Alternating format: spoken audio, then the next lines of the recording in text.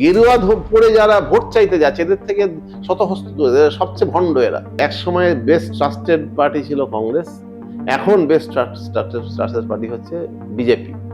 আপনি ব্যক্তিগতভাবে এই জোড়াসাঁকো কেন্দ্রে কি কাজ করেছেন যে মানুষ আপনাকে চিনেছে বা চিনবে?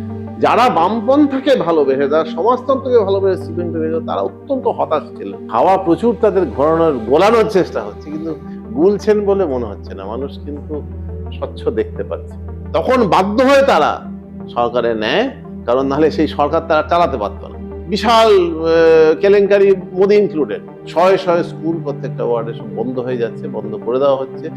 আন্দোলন হবে রাস্তায়, আন্দোলন হবে বিধানসভা পার্লামেন্টের মধ্যে। আমাদের দেশে যারা আমাদের প্রাতঃস্মরণীয়, বিদ্যাসাগর থেকে শুরু করে শরৎচন্দ্র শুরু করে রবীন্দ্রনাথ শুরু করে, এদেরকে এরা গালাগালি দেয়। শয়ে শয়ে স্কুল প্রত্যেকটা ওয়ার্ডে সব বন্ধ হয়ে যাচ্ছে, বন্ধ করে দেওয়া হচ্ছে। ভোটের হাওয়া কোন দিকে পডকাস্ট সিরিজে আপনাদের স্বাগত। পশ্চিমবঙ্গের বিধানসভা নির্বাচনের আগে সরাসরি মুখোমুখি প্রার্থীদের আজকাল ডটে।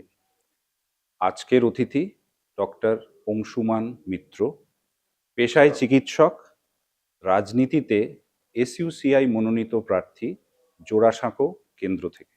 ধন্যবাদ অংশুমানবাবু আমাদেরকে সময় দেওয়ার জন্য। প্রথম প্রশ্ন, ভোটের হাওয়া কোন দিকে জোড়াসাঁকোতে? জোড়াসাঁকো হচ্ছে কলকাতার প্রবেশদ্বার বলা যায়। রেনেসাঁর একটা তীর্থভূমি। জোড়াসাঁকো যে ঠাকুরবাড়ি, তার আগে থেকেই রাজা রামমোহন রায়, যেখান দিয়ে আমাদের রেনেসাঁর উষা লগ্ন, তারপরে ঈশ্বরচন্দ্র বিদ্যাসাগর, রেনেসাঁর সূর্যোদয়, এবং তার পরবর্তী ঠাকুরবাড়ি জোড়াসাঁকো কেন্দ্রের জাস্ট পাশেই হচ্ছে গিয়ে উপেন্দ্রকিশোর রায়চৌধুরী, সুকুমার রায়দের বাড়ি, একদম রাস্তার সংলগ্নই। কাজে এখান থেকেই বাংলার নবজাগরণ শুরু বলা যায়। এখান দিয়ে কলকাতার প্রবেশদ্বার, অথচ সেই প্রবেশদ্বার সম্পূর্ণ মানে ইললিগাল পার্কিং লটে পুরো জ্যাম হয়ে থাকে। সব জায়গায় সবাই জানেন, নড়াচড়া করা মুশকিল। জল নিয়ে প্রচুর কথা হয়, কিন্তু এখনো এক জায়গায় জল কমে তো ওইদিকে জল জমে, ময়লা আবর্জনা পড়ে থাকে, মানুষ তিতিবিরক্ত। আরেকটা বিষয় হচ্ছে, গত যদি আপনি 2 বছর দেখেন, পশ্চিমবঙ্গটা খুব মানে একটা মানে একটা ভায়োলেন্ট, টার্বুলেন্ট চিন্তার সময় এবং অত্যন্ত অ্যাক্টিভ সময় চলছে, যেখানে হাজার হাজার লক্ষ লক্ষ মানুষ রাস্তায় নেমেছেন, বারবার মহিলারা নেমেছেন। যেখানে অভয়ার জাস্টিসের দাবিতে আন্দোলন চলে, তারপরে আপনারা দেখেছেন যে আশাকর্মী, যারা একেবারে প্রান্তিক মানুষ, যাদের ঘাড়ের ওপর পুরো স্বাস্থ্য ব্যবস্থার জোয়ার, অথবা তাদেরকে কর্মী বলে স্বীকৃত নয়, মহিলারা, লক্ষ লক্ষ মহিলারা, মানে লক্ষ লক্ষ পরিবার, তারা কিন্তু রাস্তায় থেকেছে মাসের পর মাস। কাজে কাজেই মানুষ কিন্তু আর হাওয়ায় ভুলছে না। হাওয়া তোলা হয়, হাওয়া মালিক শ্রেণী, মালিক দলগুলি তাদের উদ্দেশ্যেই তোলে, তাদের উপায় নাই। কিন্তু মানুষ কিন্তু তারা কি সাদা কি কালো দেখেছে, এবং কি কেন্দ্র কি রাজ্য, আগে একটা বাইনারি দেখানো হতো, এখন একটা দেখানো হয়। এখন এ জিতবে সে জিতবে, হাওয়া তুলিয়ে জেতানোর চেষ্টা করা হয়। সম্পূর্ণ একটা ভেড়াকেও বিশাল নেতা করে ফুলিয়ে ফাঁপিয়ে দেখিয়ে দেওয়া হয়। এগুলো চলেই থাকে। কিন্তু মানুষ কিন্তু দেখেছে যে এখানকার ক্ষমতাসীন দল কিংবা কেন্দ্রের ক্ষমতাসীন দল, তথাকথিত ইন্ডিপেন্ডেন্ট যে এজেন্সি, এখানকার পুলিশ কিংবা সিবিআই এবং সর্বোচ্চ আদালত, এরা সবাই মিলে কিন্তু অন্যায়কে মানে আঁকড়ে রাখা এবং অন্যায়কে ধামাচাপা দেওয়া এবং সাধারণ মানুষের যাতে অধিকার ফিরে না আসে তার জন্য তারা ঐক্যবদ্ধ। কাজে কাজেই হাওয়া কিন্তু অত্যন্ত পজিটিভ এই বছর, এবং মানুষ কিন্তু চিন্তা করছেন, প্রচুর মানুষ, একজন দুজন না, ছিটকা ছাটকা না, এক একটা ওয়ার্ডে শয়ে শয়ে মানুষ তারা নেমেছেন, চিন্তা করছেন, এবং তারা কিন্তু হাওয়া প্রচুর তাদের গোলানোর চেষ্টা হচ্ছে, কিন্তু গুলছেন বলে মনে হচ্ছে না। মানুষ কিন্তু স্বচ্ছ দেখতে পাচ্ছে। আপনি ব্যক্তিগতভাবে এই জোড়াসাঁকো কেন্দ্রে কি কাজ করেছেন যে মানুষ আপনাকে চিনেছে বা চিনবে? আমি ব্যক্তিগতভাবে চিকিৎসক। আমি স্বাস্থ্য সংকট, স্বাস্থ্য ব্যবস্থা নিয়ে কাজ করি, মানে বিপর্যয় নিয়ে কাজ করি। স্বাস্থ্য যেখানে সম্পূর্ণ বিপর্যস্ত, আমাদের দেশে স্বাভাবিক মানুষের স্বাস্থ্য বিপর্যস্ত, আপনার বলছি। এইগুলো নিয়ে আমি কাজ করি। বিপর্যয় যদি বলেন একদম জোড়াসাঁকোর মাঝখানে যেখানে আপনার এই যে পোস্তা ব্রিজ যেটা ভেঙে পড়েছিল, তার মধ্যে সেখানকার যারা বিপর্যস্ত মানুষ তাদেরকে বাঁচানোর জন্য আমি আমার টিম নিয়ে কাজ করেছি।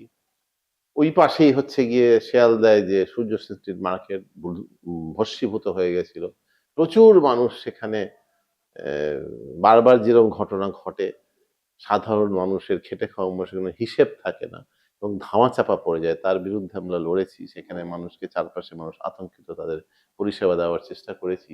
এছাড়াও কলকাতার মনে অন্যত্র ওই যে মাঝেরহাট ব্রিজ ভেঙে যাওয়া, আমরি হাসপাতাল যেটা বিশ্বের ইতিহাসে খুবই রেয়ার আছে, আমাদের দেশে কিন্তু বারবার এরকম সব ঘটে, আনইমাজিনেবল সব ডিজাস্টার্স ঘটে।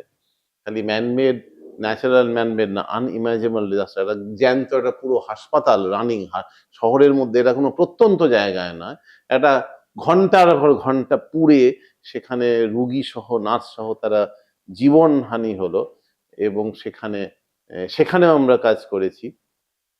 এই কাজগুলো আমরা লাগাতার করি।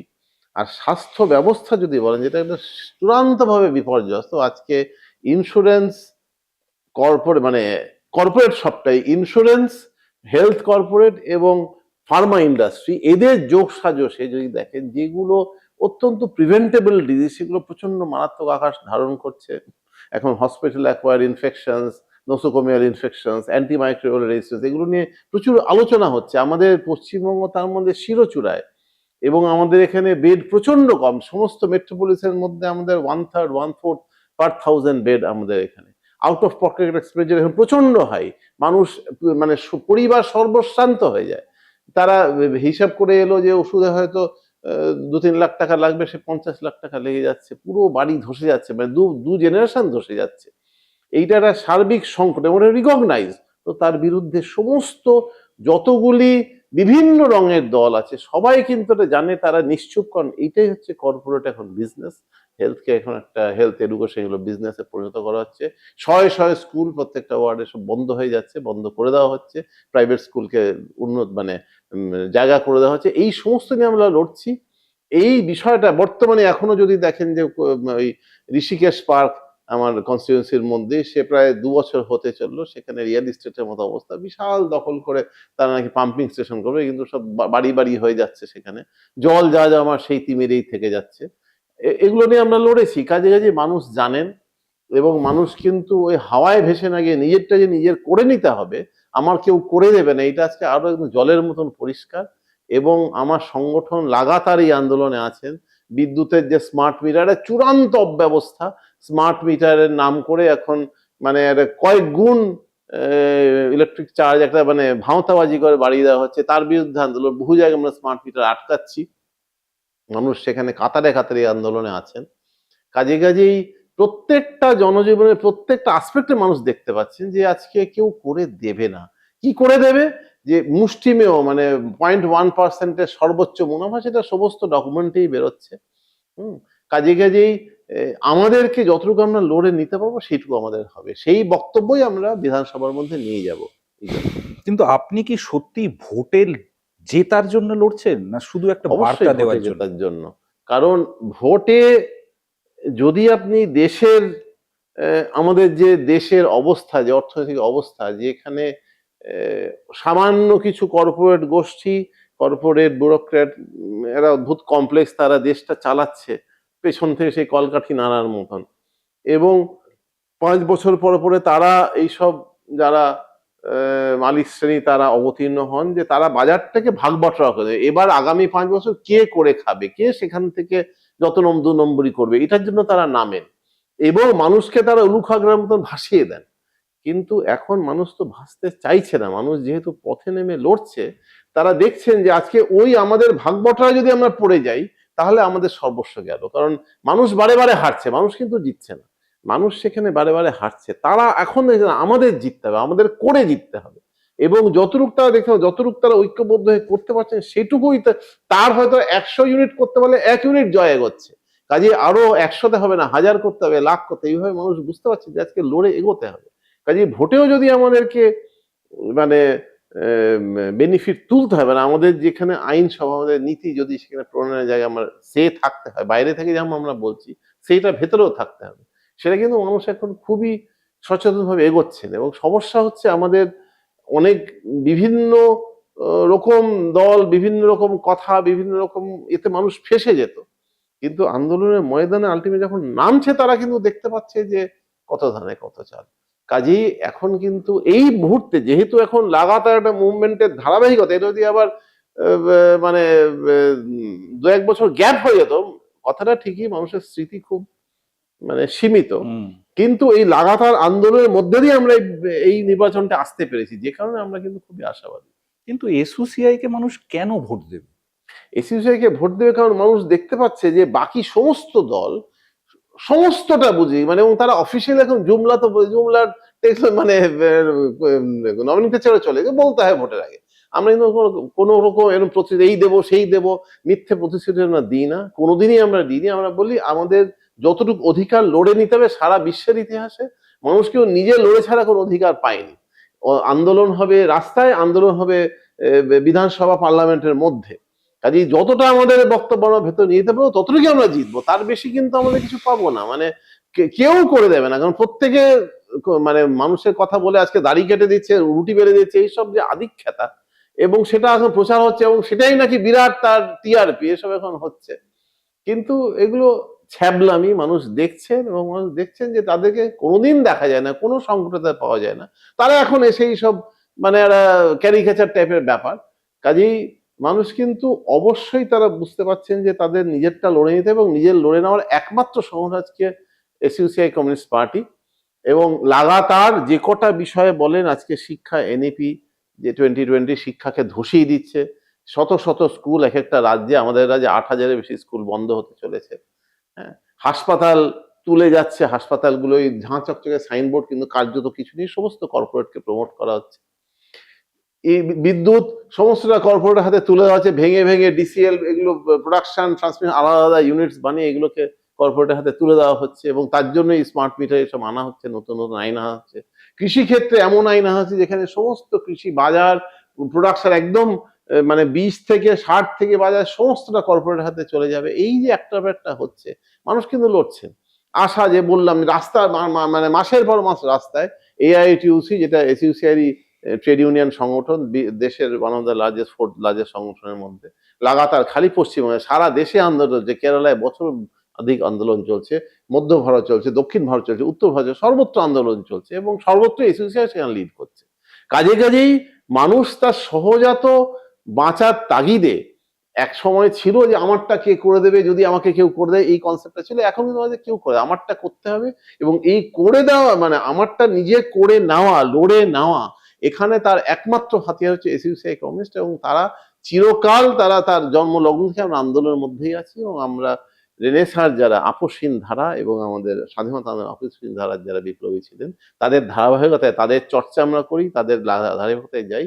যত ইতিহাস চেপে দেওয়ার চেষ্টা করে, এই যেটা বললাম রেনেসার মানে ক্ষেত্রভূমি হচ্ছে এই জোড়াসাঁকো, সেখানেও সমস্ত চেপে দেওয়ার চেষ্টা হচ্ছে, সেখানেও ভাগ বাটোয়ারার রাজনীতি, ধর্মের রাজনীতি, ভাষার রাজনীতি, এইসব কিন্তু চালাচ্ছে। কিন্তু মানুষ কিন্তু ভুলছে না, এই আন্দোলনের জন্যই তারা ভুলছে না। কাজেই তারা ভোট দেবেন, তার এই ভাগ বাটোয়ারায় তারা বিশ্বাস করে না। ভাগ বাটোয়ারায় দেখছে আলটিমেটলি শোষিত মানুষ, সাধারণ মানুষ, মধ্যবিত্ত মানুষ, বুদ্ধিজীবী, এরা মারা যায়। লাভ হয় মুষ্টিমেয়। ব্রিটিশের লাভ হয়েছিল, দেশেরও এখন 1%, 0.1% লাভ হচ্ছে, দেখা যাচ্ছে। এবং যেখানে সবার ধসে যাচ্ছে, সেখানে কয়েকটা পরিবারে 400-500% তাদের ইনকাম বাড়ছে। সব এগুলো সরকারি রিপোর্ট, আমাদের বলার দরকার নেই, মানুষ দেখতে, এগুলো ধামাচাপা দেওয়া যায়, এখন দেখতেও পাচ্ছে। কাজেই আমাদের এখানে আপনাকে কেন ভোট দেবে? তারা তো বামফ্রন্টকে দিতে পারে। বামফ্রন্ট তো করেনি, বামফ্রন্ট একই কাজ করে, বামফ্রন্ট তো প্রমাণিত। এই পশ্চিমবঙ্গে 34 বছর শাসন, মানুষ তো আতঙ্কিত, আবার সিপিএম আতঙ্কিত, কারণ কোনোভাবেই তারা সিপিএম কে আনতে চায় না। কারণ তারা যেভাবে মানুষের মানে দুর্দশাকে নিংড়ে মুছড়ে দেশের প্রত্যেকটা অ্যান্টি পিপল পলিসি, আপনি 70-এর সালের শেষ থেকে দেখেন, শিক্ষায় প্রথম ইংরেজি পাস ফেল পশ্চিমবঙ্গে উঠেছে, ভারতবর্ষে আগে পশ্চিমবঙ্গে উঠেছে। তার বিরুদ্ধে আন্দোলন কে ছিল, লিডারশিপ ছিল এসইউসিআই কমিউনিস্ট। আমরাই লাগাতার আন্দোলন করি, এবং সমস্ত শিক্ষাবিদ, বুদ্ধিজীবী, শিক্ষক, অভিভাবক, ছাত্র, আপামর মানুষ 19 বছর আন্দোলন করে ইংরেজি পাস আমরা প্রবর্তন করতে পেরেছি। পরবর্তীকালে সিবিএসই ধাপে ধাপে, এখন এই যে পরীক্ষা তুলে দেয়, এখন যে উচ্চ মাধ্যমিক ধাপে ধাপে তুলে দিচ্ছে, এই প্রক্রিয়া প্রথম পশ্চিমবঙ্গে সিপিএম শুরু করে।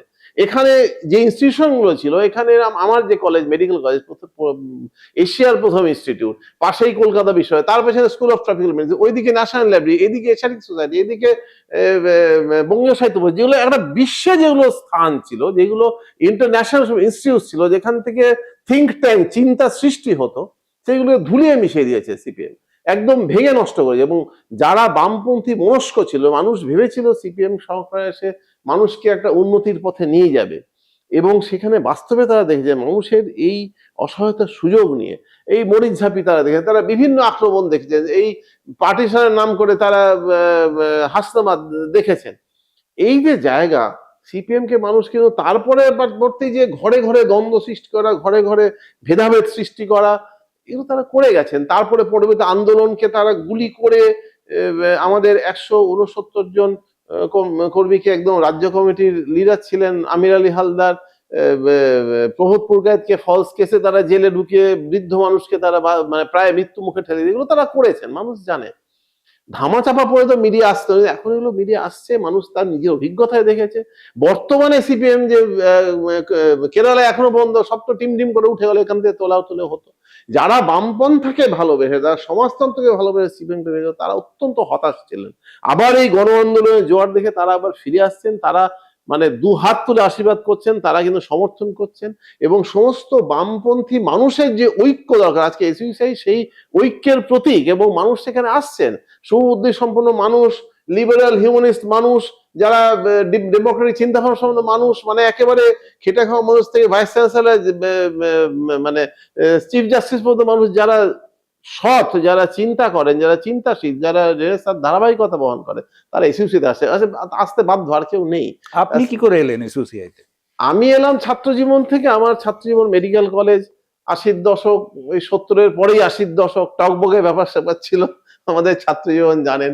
সেখানে নকশালদেরও গোষ্ঠী ছিল, সেখানে এসএফআই ছিল, ছাত্র পরিষদ ছিল, এসব সংগঠন ছিল, এসইউসি ছাত্র সংগঠন, এআইডিএসও ছিল, তারা খুব কম সংখ্যক ছিল। কিন্তু দেখলাম যে এআইডিএসও একমাত্র ইস্যু ধরতো এবং লাগাতার তারা সেটা পারসিস্ট করতো। বাকিরা নকশালরা কিছু ধরতো না, তা না, মানে ধরতো, কিন্তু একদিনে ধরতো, একদিন শেষ হয়ে যেত। তারপরে কালচারাল যে স্ট্যান্ডার্ড দেখলাম, যে আমাদের দেশের যারা আমাদের প্রাতঃস্মরণীয়, বিদ্যাসাগর থেকে শুরু করে, শরৎচন্দ্র থেকে শুরু করে, রবীন্দ্রনাথ শুরু করে, এদেরকে এরা গালাগালি দেয়, বিভিন্নভাবে কিরকম হেয় করার চেষ্টা করে। মানে তুমি কে?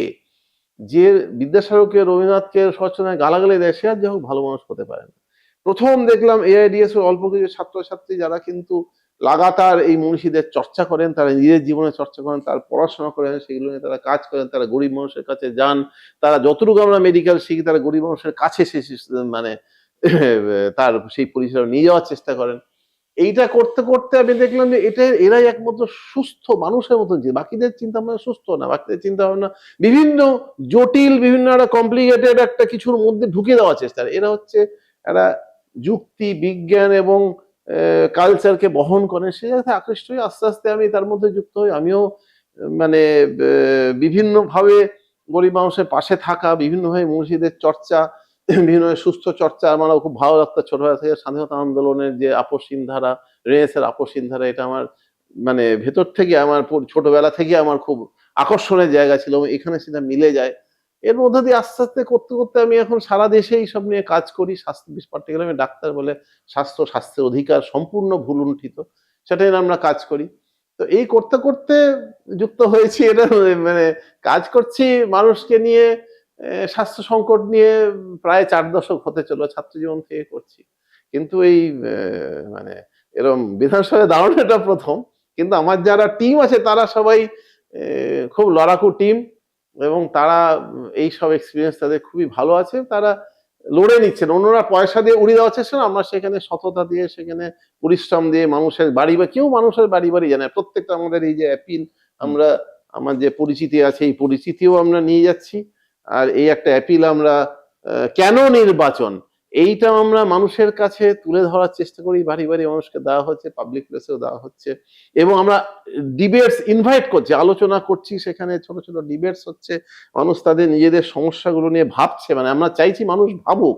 ওই কেউ বর দিয়ে দেবে, কেউ এখন এখন পাইয়ে দেওয়ার তো সিপিএম শুরু করেছিল, অত্যন্ত যেটা আনএক্সপেক্টেড একটা বামপন্থী দল নামে কমিউনিস্ট পার্টি লেখা, সে পাইয়ে দেওয়ার রাজনীতি, অধিকার অর্জনের রাজনীতি, পাইয়ে দেওয়ার তো রাজনীতি একটা মানে সোকল কমিউনিস্ট পার্টি, এটাই তো অত্যন্ত দুঃখের বিষয়। যেটা বলছিলাম, কেরালাতেও এখন তার বিরুদ্ধে আন্দোলন, কেরলের আন্দোলন, আশা আন্দোলন, মানে বিশাল আন্দোলন বছর পর বছর চলছে। এবং একইভাবে এখানে যেভাবে পশ্চিমবঙ্গে বা ত্রিপুরায় যেভাবে তারা মালিক শ্রেণীকে তোষণ করেছে, একইভাবে কেরালা তারা করছেন। এবং সেখানে বিভিন্ন যে শাসক দল, বিভিন্ন মানে রিজনাল, মানে যেগুলো বিভিন্ন রকম মানে ওই ধর্ম বর্ণ ভিত্তি ভেদাভেদের যে পার্টি, তারা এখানেও তাই আমরা দেখছি, তাদের কোনো বাজ বিচার নেই। কাজেই মানুষ যারা মানে বামপন্থার প্রতি, সমাজতন্ত্রের প্রতি বা সুস্থ চিন্তার প্রতি আকর্ষিত, তারা অত্যন্ত হতাশায় ছিলেন। এই গত কয়েক বছর লাগাতার আন্দোলনে তারা আবার ভরসা পেয়েছেন এবং তারা সবাই কিন্তু এসইউসিআইকে শক্তিশালী করছেন। আপনি ছাত্র জীবন, তারপর ছাত্র আন্দোলন, ছাত্র রাজনীতি, সেখান থেকে চিকিৎসক হিসেবে পেশা, সমাজসেবা, মানুষের বিভিন্ন স্তরের বিভিন্ন জায়গায়। ভোটের রাজনীতিটা কেন? ভোটের, ওইটা বললাম, আন্দোলনটাই ছিল যে মানুষের কাছে স্বাস্থ্য নিয়ে যাওয়া, শিক্ষা নিয়ে যাওয়া, এটাই।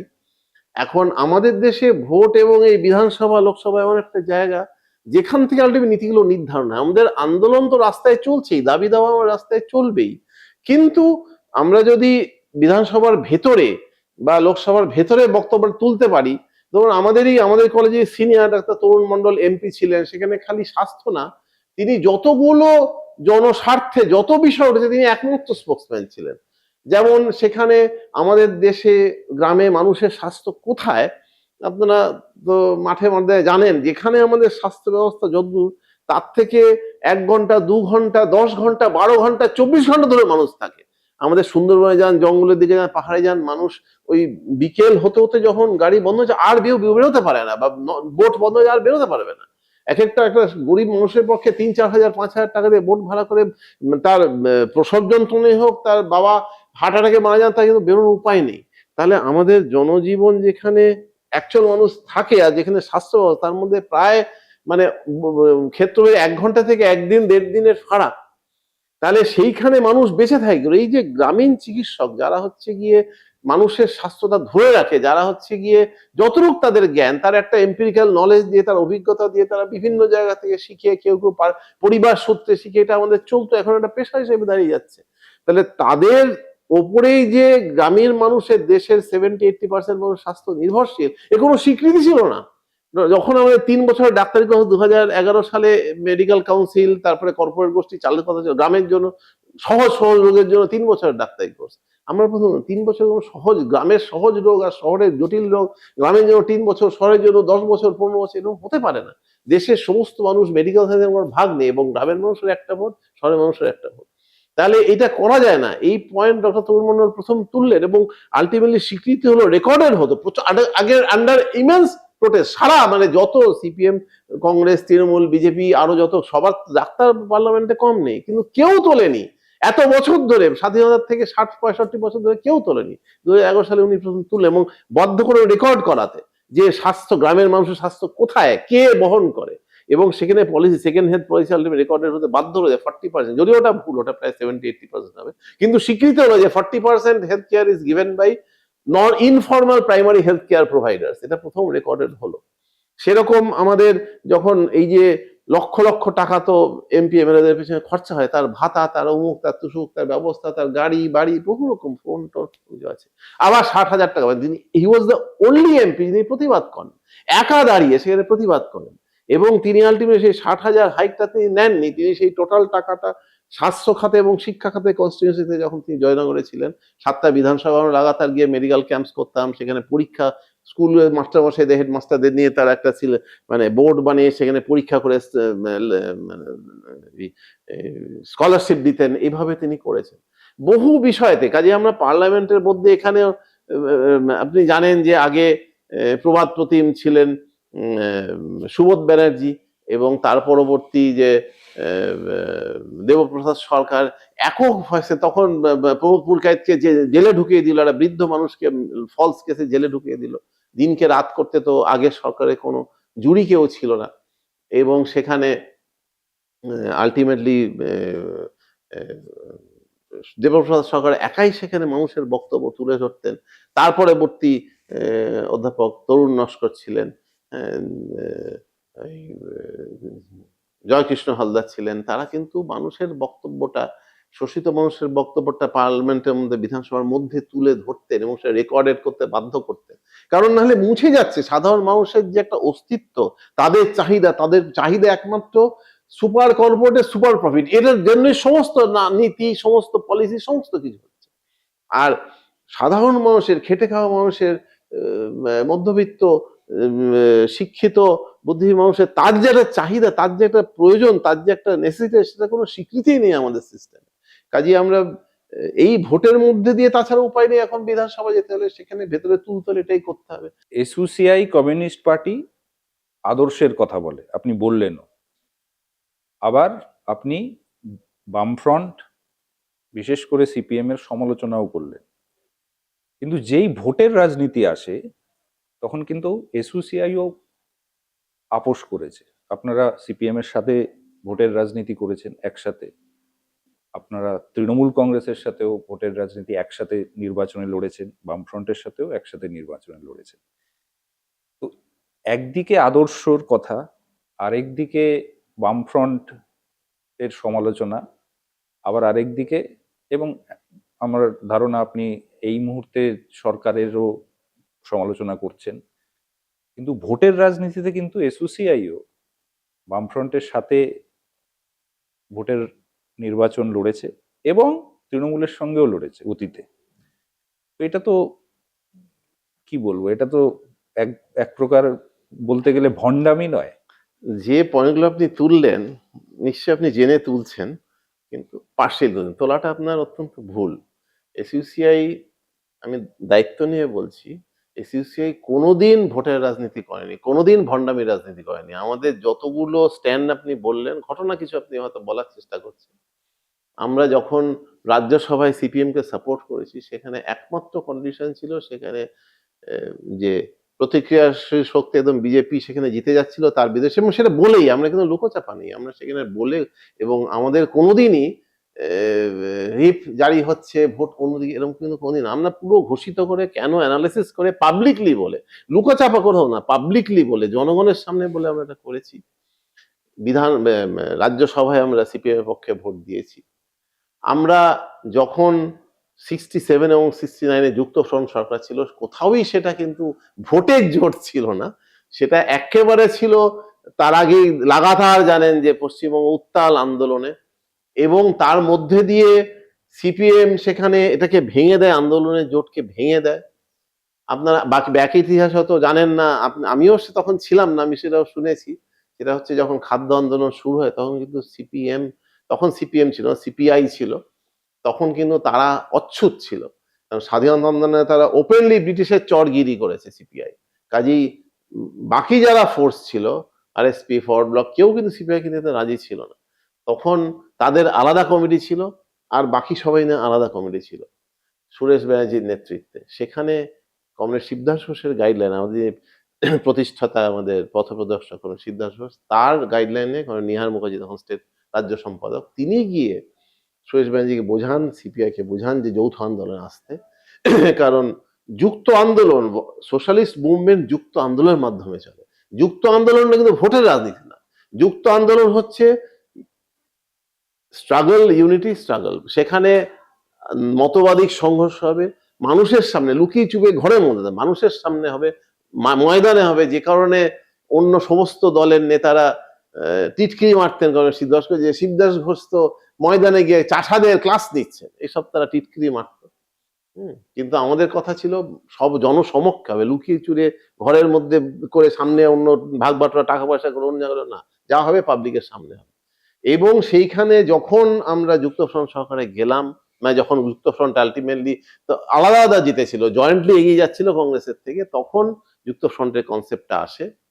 এবং সেখানে আমাদের শর্ত ছিল যে এইটাও নতুন ঘটনা, কারণ একটা বিপ্লবী দল ঘটনাচক্রে, এটা খুবই রেয়ার ঘটনা, আগে লেনিনের সময় ঘটনা ঘটেনি, লেনিনও ছিলেন পার্লামেন্টে, কিন্তু সেখানে এরম ঘটনা ঘটেনি। একটা বিপ্লবী দল ক্ষমতায় চলে আসার সাময়িক হলে, প্রভিন্সিয়াল হলেও সুযোগ এসছে, সেখানে কি নতুন নীতি নির্ধারিত হয়। যে কেবলমাত্র মানে ন্যায়সঙ্গত গণ আন্দোলনে পুলিশি হস্তক্ষেপ হবে না এই শর্তে, এবং সেটা কোনো মতে সিপিএম রাজি হচ্ছিল না, তারা প্রচন্ড বিরোধিতা করছিল, তখন আমরা বলি ঠিক আছে আমরা এই সরকারে যাব না, আমরা বা বাইরে থেকে সাপোর্ট করবে, কিন্তু কেন আমরা গেলাম না, আমরা পাবলিকের এগুলো লুকোচাপে আমরা পাবলিকে বলবো। তখন বাধ্য হয়ে তারা সরকারে নেয়, কারণ নাহলে সেই সরকার তারা চালাতে পারতো না। তারপরে 69-এ সেই সরকারকে পতন হলো, আবার 69-এ তখন সুবোধ ব্যানার্জিকে আর ইয়ে দেয়নি, তখন লেবার মিনিস্ট্রি দেয়, তখন পিডাব্লিউডি দিয়েছে, কারণ লেবার মিনিস্ট্রি থাকার জন্য সমস্ত ন্যায়সঙ্গত আন্দোলনে পুলিশ হস্তক্ষেপ বন্ধ করে দিয়েছিলেন এবং আন্দোলনের জোয়ার শুরু হয়। তো এইভাবে তারপর 69-এ সেই সরকারও পতন করিয়ে দিল। তারপরে 77-এ যখন বামফ্রন্ট, সেই বামফ্রন্টে তখন জ্যোতিবাবু রেডিও ভাষণ আপনার রেকর্ডে নিশ্চয়ই আছে, দেখবেন যে এই সরকারে আর কত বিশৃঙ্খলা হবে না, এই সরকারে এসইউসিআই নেই। কাকে বলছে? সেই পাবলিককে বলছে না পুঁজিপতি শ্রেণীকে বলছে? একদম পুঁজিপতি শ্রেণীকে আশ্বস্ত করছে এই সরকারে এসইউসিআই নেই, কাজে কোনো বিশৃঙ্খলা হবে না। এই ছিল তাদের দাবি। এবং তারপরে 77-তে লাগাতার তারা গণ আন্দোলন বিরোধী, তারা মানুষের অধিকার বিরোধী। আমরা তার মধ্যেও সিপিএম এর সঙ্গে আমরা কিন্তু সর্বভারতীয় ক্ষেত্রে আমরা কিন্তু ঐক্যবদ্ধ স্ট্যান্ড বজায় রাখার চেষ্টা করেছি সাম্রাজ্যবাদের বিরুদ্ধে।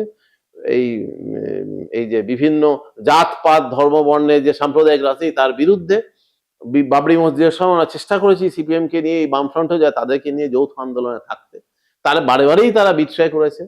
পরবর্তীকালে যখন যে সিঙ্গুর আন্দোলনের কথা বলছিলেন সেটাও মানুষের আন্দোলন, সেটা কিন্তু আমাদের পার্টি কি অন্য কোনো পার্টির একদমই তৃণমূলের আন্দোলন নয়, সেটা মানুষের আন্দোলন সিঙ্গুর এবং নন্দীগ্রাম। সেখানেই সমস্ত মানুষ ঐক্যবদ্ধ হয়ে সেখানে লড়েছে এবং তার মধ্যে দিয়ে তারা জিতেছে। সেখান থেকেই যৌথ আন্দোলনের যৌথ বডির কনসেপ্ট আসে এবং মানুষের চাপে তৃণমূল আমাদের সহ্য করতে মানে রাজি হয়েছিল, এবং সেখানে সিপিএম যে এতখানি অরাজকতা এতখানি জনবিরোধী হয়ে গেছিল, সেই প্রথম আমরা বললাম সিপিএম মাস্ট গো, আমাদের সাধারণ সম্পাদক প্রভাস ঘোষ বললেন সিপিএম মাস্ট গো। সেইখান থেকে আমাদের নতুন, তখন সাধারণ সম্পাদক তখন রাজ্য সম্পাদক প্রভাস ঘোষ কথাটা বললেন, এবং সেইখানে সিপিএম যেভাবে খুন ধর্ষণ খুন তারা কুলতলিতে জয়নগরে নদিয়াতে মুর্শিদাবাদে এক্সটেন্সিভ, আমি বললাম 169 আমাদের কমরেড তারা হত্যা করেছে, কিন্তু আমরা কোনদিন সিপিএম মাস্ট গো বলিনি। কিন্তু এখানে যখন তারা ধর্ষণকে ইউজ করলো আন্দোলন ভাঙার জন্য, আলটিমেটলি আমরা সেটা প্রথম কল দিলাম এবং যৌথ আন্দোলন রাজ্যে চলছিল এবং আমরা তৃণমূলকে বলেছিলাম এই আন্দোলনের পক্ষ থেকেই লড়া উচিত। তারা সেটা ভরসা করেনি, তারা তখন কংগ্রেসের কেউ সঙ্গে নেয় এবং সেই আমরা সরকারেও যাইনি, এটা জানেন, আমাদের ইলেকশন আগেও ঘোষিত অতিথি ছিল। কারণ প্রভাস ঘোষ একদম ময়দানে, খোলা ময়দানে, ডকুমেন্টের সব আছে, পাবলিশড আছে, সেখানে খোলা ময়দানে ঘোষণা হয় যে আমরা যদি এর মধ্যে দিয়ে ভোটে জিতিও আমরা কিন্তু বেঞ্চে বসবো না, আমরা অপোজিশনে বসবো, এবং আমরা অপোজিশনে বসেছিলাম। ডক্টর তরুণ মণ্ডল যিনি লোকসভায় জিতে গেছেন তিনিও অপোজিশনে বসে, তিনি মোটেই বেঞ্চে বসেননি, অপোজিশনে বসেছিলেন। এখানেও ডক্টর তরুণ নস্কর জিতে তিনিও অপোজিশনে বসেছিলেন। কোনদিন আমরা এই জোটপাট ভাগ বটরা এই মানে ভাঙা খালার রাজনীতি আমরা কোনদিন ঢুকুনি। আমরা চিরকালই জনগণের স্বার্থে থেকেছি এবং সমস্ত আমরা যতবার পার্লামেন্টে গেছি, বিধানসভায় আমরা জনগণের স্বার্থকে তুলে ধরেছি। কোনোদিনই আমরা এই আমাদের তৃণমূলের সময় ক্ষমতায় গেলে আমরা 8-10টা ইয়ে পেয়ে যেতাম, মানে মন্ত্রী হয়ে যেতাম। আমরা এতেও যদি যখন যেহেতু তারা কংগ্রেসের সঙ্গে তারা কেন্দ্রেও চেয়েছিল, আমরা কিন্তু অপোজিশনে থেকে কোনোদিন আমরা জোটপাটের রাজনীতি যাইনি। এখনো 2016 সালে যখন প্রকাশ কারাত জেনারেল সেক্রেটারি ছিলেন সিপিএম এর, তিনি আমাদের জেনারেল সেক্রেটারি কমরেড প্রভাসকে অ্যাপ্রোচ করেন যে আমরা যৌথ আন্দোলন করি, তারা প্রভাসকে ইনভাইট করেন তাদের পার্টি কংগ্রেসে।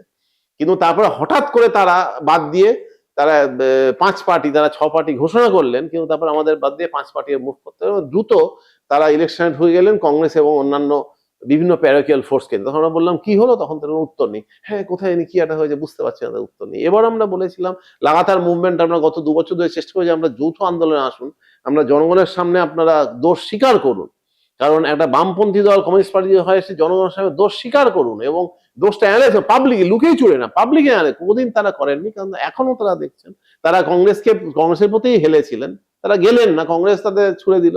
কেউ এই ভাবছে ওকে দিয়ে হবে না, দুটোই ডুবন্ত জাহাজ, কাকে দিয়ে কে ভাসবে। তখন সে চলে আইএসএফ এবং আরো সব বিভিন্ন রকম প্যারাকেল ফোর্সের মধ্যে তারা ঢুকে যাচ্ছে। এখন বামফ্রন্টের যতটুকু বামফ্রন্ট বলে যা ছিল তার মধ্যে মারামারি, কারণ তারা আইএসএফ কে সিট দিচ্ছে, ফরওয়ার্ড ব্লকে আজকে দিচ্ছে না, এই নিয়ে মারামারি চলছে। এই মারামারি খাওয়া খাওয়াই রাজনীতির কোনো ইস্যু ছিল, একটা প্রমাণ কিন্তু দেখাতে পারবেন না। না, তাহলে কি মূলত আপনি যেটা বলছেন যে আমাদের পশ্চিমবঙ্গের শাসক দল বিভিন্ন পর্যায়ে যারা ছিলেন, বামফ্রন্ট, সিপিএম, তৃণমূল কংগ্রেস, এখন শাসক দল, আপনি তাদের সবার বিরুদ্ধে লড়ছেন এবং এদের সবার সঙ্গে একটা সময় আপনারা একসঙ্গে লড়েছেন বেশ কিছু আন্দোলনের না, সঙ্গী সবার হিসেবে। সঙ্গে একদমই লড়িনি, সবার সঙ্গে লড়িনি। আমরা যৌথ বামপন্থী আন্দোলন 50-এর দশকে 60-এর দশকে করেছি, এবং তারপরে সিপিএম যখন 77 সালে একক ক্ষমতা এলো তখন তারা সম্পূর্ণভাবে জন আন্দোলন ছেড়ে তারা এই কর্পোরেট শক্তির তোষণে তারা লেগে গেল, এবং লাগাতার আমাদের আন্দোলন ছিল যে সিপিএম এর যে ফ্রন্ট সরকার তার বিরুদ্ধে। সেই সময় আমরা বললাম অল ইন্ডিয়া প্লেনে আমরা তখন কিন্তু সাম্রাজ্যবাদ বিরোধী এবং সাম্প্রদায়িকতা বিরোধী আন্দোলন আমরা কিন্তু সিপিএম এর সঙ্গে তখনও আমরা চেষ্টা করেছি যৌথ থাকতে। এবং পশ্চিমবঙ্গের ক্ষেত্রে আমরা তাদের বলেছিলাম যে যেভাবে এখানে তাদের যে রোলটা তারা যতক্ষণ না মানে ভুল স্বীকার করছে মানুষের সামনে, মানে সাধারণ মানুষের কাছেই তারা এত ঘৃণিত শক্তি হয়ে গেছে। আমরা পশ্চিমবঙ্গ, কেরালা, ত্রিপুরা যেখানে সিপিএম ক্ষমতায় ছিল সেইগুলো বাদ দিয়ে বাকি জায়গায় আমরা কিন্তু যৌথ আন্দোলনে এখনো আছি, কিন্তু ভোটে না, আমরা যৌথ আন্দোলনে আছি। সেই আন্দোলন থেকে ভোট, এটা বুঝতে হবে। কিন্তু এখানে আপনি বললেন যে মানে শুধু আন্দোলন করা এক ব্যাপার, কিন্তু সেটাকে সঠিক জায়গায় নিয়ে যাওয়া, তখন বিধানসভা লোকসভার কথা চলে আসে যে সঠিক জায়গায় পাবলিক রিপ্রেজেন্টেশন, ভয়েসটা যাতে ওইখানে গিয়ে পৌঁছয়, সেই কারণেই আপনারা ভোটে লড়ছেন।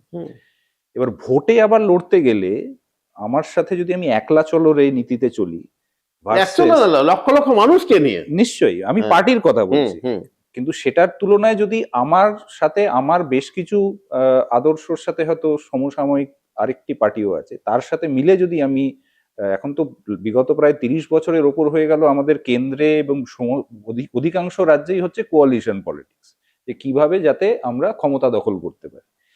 এবার কেউ বলে ক্ষমতা দখল, কেউ বলে শাসন, সেটা যেভাবেই ধরুন না কেন। তো একদিকে আমাকে আমার যে ভয়েস অফ দ্য পিপল যেটা আপনি বলছেন, সেটাকে সঠিক জায়গায় নিয়ে গিয়ে সেটাকে লতে ট্রান্সফার করে এক্সিকিউট করতে গেলে আমাকে বিধানসভা এবং লোকসভাতে রিপ্রেজেন্টেশন থাকতে হবে। সেটা করতে গেলে আমার মাটি শক্ত করে করতে হবে, সেটার জন্য জোটের রাজনীতিও হয়তো করতে হবে। কিন্তু যে সমস্ত দলগুলোর সাথে আমার হয়তো জোটের রাজনীতি করা সম্ভব, তারা কেউই গুরুত্ব দেয় না এসইউসিআই কে। না, তারা গুরুত্ব দেয়, তাদের তো অস্তিত্বই নেই। সিপিএম এর অস্তিত্ব, তারা কটা সিট দিয়েছে গত লোকসভাতে? আমরা লার্জেস্ট লেফট পার্টি সারা দেশে, যা ভোট আমরা দিয়েছি, সিপিএম আমাদের অর্ধেক সিটও দিতে পারেনি। এবারও 230টা সিট আমরা দিয়েছি, আমরাই লার্জেস্ট পার্টি। সিপিএম এখন অস্তিত্ব নেই। সে এবং ওপেনলি সে যেখানে আছে একমাত্র কেরালায়, সে ওপেনলি একদম কর্পোরেট এবং বিজেপির সঙ্গে যৌথভাবে তারা আছে। কাজেই এই ভাগবটরা দিয়ে কিন্তু গণ আন্দোলন হয় না। গণ আন্দোলনের একটা নীতি আছে, আদর্শ আছে, এবং সেইটা যারা বামপন্থী সমাজতন্ত্রের মনোভাবাপন্ন ডেমোক্রেটিক মাইন্ডের মানুষ যারা আছেন, তারা কিন্তু এই যেন তেন প্রকারের ক্ষমতায় যাওয়া, এটা তারা কোনোভাবে সমর্থন করবে না। আমরা কোনোদিন এটা করিও নি। আমরা ওই তো বললাম, আমরা যদি সিপিএম এর ওগুলো মেনে নিতাম বা তৃণমূলের এগুলো মেনে নিতাম, তাহলে আমরা আরো 10-15টা মন্ত্রী থাকতো, মনে হয় ঝাঁচাক চকে গাড়ি করে ঘুরে বেড়াতাম, 4টে গাড়ি হতো, 5টা বাড়ি হতো, কিন্তু গণ আন্দোলন হতো না। অত সোজা কথা না, গণ আন্দোলন খেলার ছেলে কথা নয়, সমাজতন্ত্রের ছেলে কথা না। আমাদের দেশে পশ্চিমবঙ্গে খালি না, যেখানে যেখানে সিপিএম ক্ষমতায়, অত্যন্ত দুঃখের ঘটনা, কিন্তু সেখানে সেখানে আজকে বামপন্থা কালিমালিপ্ত, কমিউনিজমের মতো একটা মহান আদর্শ কালিমালিপ্ত, কারণ তাদের নোংরা রাজনীতি, নোংরা লাইফ, এবং তারা এটাকে একটা অপরচুনিটি হিসেবে নিয়েছে, একটা মানে মার্কেটেবল লেভেল হিসেবে নিয়েছে। তারা কোনোদিন এটাকে তো জীবনে চর্চা করেনি। যারা 20-30-এর দশকে করেছিলেন, তাদের প্রচন্ড ডেডিকেশন ছিল। সিদ্ধার্থ দেখেছেন, তারা ডেডিকেশন ছিল, কিন্তু পথটা তারা বাঁচতে পারেননি।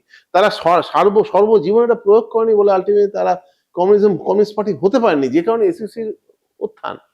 এবং এটা বিশ্বের ইতিহাসে এইভাবে কোনো পার্টি জিরো থেকে কিন্তু গড়ে ওঠেনি। এসইউসি যেভাবে গড়ে উঠেছে অত্যন্ত কঠিন, কারণ বিশাল দেশ এবং ইন্ডিয়ান মনোপলি হাউস প্রচন্ড অর্গানাইজ। স্বাধীনতার প্রায় 20-30 বছর ইন্ডিয়ান মনোপলি হাউস এমার্জ করে গেছে, এবং অলরেডি তারা ইন্টারন্যাশনাল ক্যাপিটালের সঙ্গে মানে গাঁটছড়া বাঁধছিল। তার বিরুদ্ধে ভারতবর্ষের আমরা যদি 42-তে যথাযথ একটা কমিউনিস্ট পার্টি থাকতো, তো তখন সমাজ বিপ্লব হয়ে যেতে পারতো যেভাবে জন অভ্যুত্থান ছিল।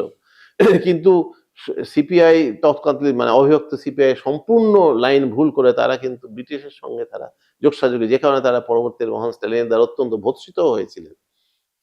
ডক্টর রনেন সেন, যার সৌভাগ্য হল আমার তার শেষ জীবনে চিকিৎসা আমি করেছি, তিনি সিপিএম এর পলিট ব্যুরো মেম্বার ছিলেন। তিনি বিপ্লবের পর মানে সেকেন্ড ওয়ার্ল্ড ওয়ারের পরে তিনি যে সিপিআই থেকে টিম গেছিল রাশিয়াতে স্ট্যালিনের, তিনি সেই টিমে ছিলেন, তার ডাক্তার আমি ছিলাম।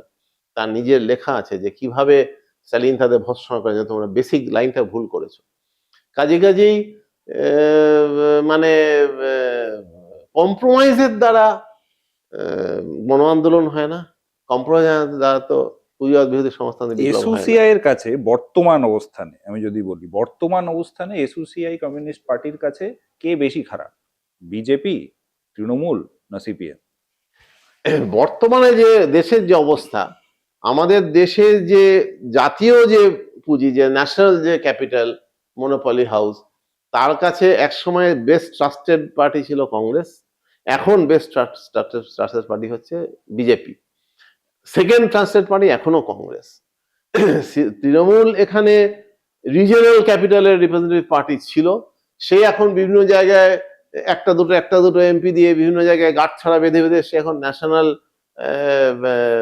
মার্কেট মানে পলিটিক্সের মার্কেট বা ন্যাশনাল ক্যাপিটালের আস্থা ভাজন হওয়ার চেষ্টা করছে। সিপিএম এর এখন অস্তিত্ব নেই, সে এখন ন্যাশনাল, কিন্তু তার রোলটা কি? তার রোল হচ্ছে এই যে সোশ্যাল ডেমোক্রেট ফোর্স, তারা হচ্ছে শ্রম এবং পুঁজির মধ্যে অন্য সেটা বাফার হিসেবে তারা কাজ করে, চিরকাল তারা এটা করে এসছেন। কিন্তু তার মধ্যে বিরাট সংখ্যক সাধারণ মানুষ ছিলেন, বামপন্থী মনস্ক যারা সমাজতান্ত্রিক মনস্ক মানুষ ছিলেন, তারা টোটালি লেট ডাউন হয়েছেন। যারা তার থেকে কিছু পয়সা পাবে, এখনো পর্যন্ত দেশের মধ্যে 3 নম্বর 4 নম্বর পুঁজি বোধহয় সিপিএম এখনো হোল্ড করে, কিছুদিন আগে পর্যন্ত করতো। সেই মানে মধু খাওয়ার আশায় কিছু এখন আছেন, কিন্তু যারা বামপন্থা বিশ্বাস করেন, যারা মানুষের অধিকার বিশ্বাস করেন, যারা সমাজতন্ত্র চান, তারা কিন্তু বুঝেছেন সিপিএম সেটা করবে না। কাজেই এরা কোনোটাই মানে বিজেপি এবং কংগ্রেস হচ্ছে গিয়ে মানে একদম ন্যাশনাল ক্যাপিটাল ট্রাস্টেড ফোর্স, তার মধ্যে এখন বিজেপি 1 নম্বর, কংগ্রেস ছেড়াবেড়া করে একটু বাতিল হয়ে গেছিল, এখন তারা নিজেদের দাঁড় করে। আবার যদি চায়, বিজেপি এতটাই হেট্রেড হচ্ছে, আস্তে আস্তে হচ্ছে, এই তো আজকেই পিএম কেয়ার্স কোনো হিসাব দেবে না। গতকালই বেরিয়েছে যে বিশাল কেলেঙ্কারি, মোদি ইনক্লুডেড। তার যে ইমেজ ছিল, যে ঘন্টায় ঘন্টায় কোটি টাকার জামা খুলছে পড়ছে, সব এক্সপোজ হয়ে মানুষ জানে। হ্যাঁ, ওই বুলডোজার রাজনীতি নিয়ে চলে এলো যোগী একটা আলখাল্লাপলি যোগী হয়তো, এটা তো নেতাজি সুভাষচন্দ্র বোসের কথা ছিল। এই যে গেরুয়া পরে যারা ভোট চাইতে যাচ্ছে, এদের থেকে শতহস্ত সবচেয়ে ভণ্ড এরা। সেই সময় 30-এর দশকে নেতাজি সুভাষচন্দ্র বোসের কথা ছিল। তো এই চর্চা তো আমাদের দেশে আছে, এগুলো ভুলে যাওয়া, সেও সুভাষচন্দ্র বোসকে ভুলে যাওয়ার চেষ্টা আছে। এখনো যদি বলেন মণিপুর, যেখানে বিজেপি ভোটের জন্য একটা এই যে ট্রাইবাল যে জনগোষ্ঠীগুলো, কোনোদিন কোথাও মহিলাদের উপর অত্যাচার হয়নি। এখানে বিজেপি রেপ অ্যান্ড মার্ডারের পলিটিক্স নিয়ে এলো মণিপুরের মধ্যে। এখনো পর্যন্ত ওখানে একমাত্র ইউনাইটিং ফোর্স নেতাজি সুভাষচন্দ্র বোস। ওই যখন আগুন চলছে, তার মধ্যেই নেতাজির 125তম জন্ম, তার মধ্যে আমাদের ওখানে প্রোগ্রাম হয়েছে, এবং সেখানে সমস্ত মানুষ নেতাজির পক্ষে দাঁড়িয়ে। রাজনৈতিকভাবে প্রধান শত্রু বিজেপি, অবশ্যই প্রধান শত্রু বিজেপি। আর রাজনৈতিকভাবে এই নির্বাচনে আপনার সব থেকে বড় চ্যালেঞ্জটা কি? এই নির্বাচনে আমরা যে মানে চূড়ান্ত সাম্প্রদায়িক রাজনীতি বিজেপির এবং চূড়ান্ত যে করাপ্ট রাজনীতি তৃণমূল, দুটোর বিরুদ্ধে আমরা মানুষকে বলছি নিজের অধিকারকে রক্ষার জন্য আমরা এগিয়ে আসুন। তার জন্য একমাত্র বাস্তব হচ্ছে এসইউসি এবং সমস্ত সিট এসইউসি। কিন্তু বাস্তবে পশ্চিমবঙ্গে বাইনারি এখনো, এবং এখন মূল লড়াই রাজনৈতিক মহলে সেটা হচ্ছে তৃণমূল ভার্সেস বিজেপি। এটা কি আপনি মানবেন? এটা তো মিডিয়া চেষ্টা করবেই, কারণ রুলিং ক্লাস যেটা হোল্ড করছে, একটা হচ্ছে রাজ্যের রুলিং ফোর্স, তৃণমূল ভার্সেস বিজেপিটা কেন্দ্রের রুলিং ফোর্স। এরা তো মারামারি খাওয়া হয়ে করবেই, কারণ তাদের টোটাল রাজনীতি হচ্ছে আগামী কে খাবে। এই যত সেবা টেবা বলুক, তার হচ্ছে আগামী কে খাবে, আগামী 5 বছর কে লুটে খাবে, এটাই তো তার মারামারি। সেখানে মানুষ বাঁচবে কি করে? বাইনারি কিন্তু এ খাবে কি ও খাবে বাইরে নয়, এটা মানে এইটা রুলিং ক্লাস এই বাইনারি করার চেষ্টাই করে। এবং এইটা মিডিয়া, এটাকেই মিডিয়া যেহেতু ইন দ্য মেন, কিছু মনে করবে না, মিডিয়া ইন দ্য মেন যেহেতু এখন মানে এখন বোধহয় কত 50, 60, 70% বোধহয় এখন আদানি আর আম্বানি, আরো বেশি বোধহয় যদি বলেন। কাজেই তাদেরও বাউন্ড, তারা সেখানে কি করবেন, কিন্তু সেখানে মানুষকে নিজের অল্টারনেটিভ বাঁচতেই হবে। এবং বাইনারিটা হচ্ছে রুলিং পলিটিক্স না মানুষের বাঁচার পলিটিক্স, এইটা হচ্ছে আসল বাইনারি, যেটা আমরা ডেফিনেটলি এবং সচেতন ভাবে মানুষের বাঁচার পলিটিক্স এর পক্ষে। এই সমস্ত করাপশন এবং সমস্ত যে জনবিরোধী নীতি, এ সবার বিরুদ্ধে মানুষের বাঁচার পলিটিক্স আমরা দাঁড়িয়ে আছি। সরাসরি বলুন, জোড়াসাঁকোর মানুষ কেন ভোট দেবে ডক্টর অংশুমান মিত্রকে?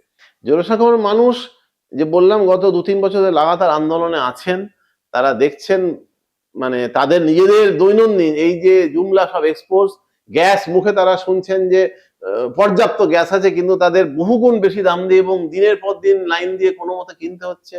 প্রত্যেকটা জিনিস তাদের জনজীবন বিপর্যস্ত, বিদ্যুতের তার বিল চটচট করে তার বাড়ছে, প্রত্যেকটা তারা দেখছেন। মুখে যতই তাকে বলা হচ্ছে উন্নয়ন, কিন্তু বাস্তবে তার জীবন যে কঠিন তারা দেখতে পাচ্ছেন। কাজে তারা এই মুক্তি তারা চাইছেন, সেই জায়গায় তারা এসইউসিকে একমাত্র পাচ্ছেন যে তার বক্তব্য নিয়ে এখানে আছে, কাজেই তারা আমাকে তারা ভোট দেবে। ধন্যবাদ ডক্টর অংশুমান মিত্র। আমাদের আজকের পর্ব ভোটের হাওয়া কোন দিকে এই পর্যন্ত। আজকাল.in এর সঙ্গে থাকুন। আগামী দিনে নতুন প্রার্থী, নতুন প্রশ্ন। ধন্যবাদ।